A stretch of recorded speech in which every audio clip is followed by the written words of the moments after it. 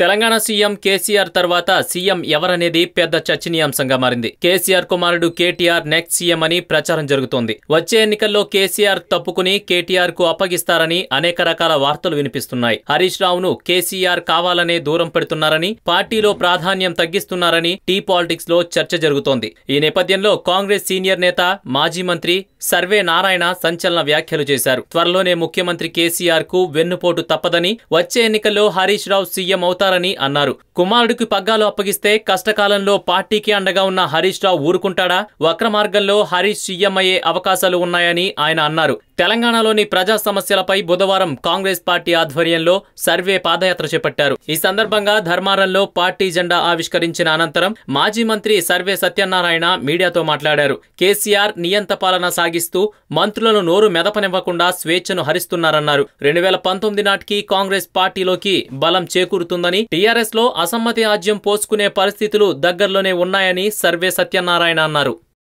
ఈ వీడియో మీకు నచ్చినట్లయితే లైక్ చేయండి, షేర్ చేయండి. మరిన్ని అప్డేట్స్ కోసం మా జనహితం టీవీని సబ్స్క్రైబ్ చేయడం మాత్రం మర్చిపోకండి.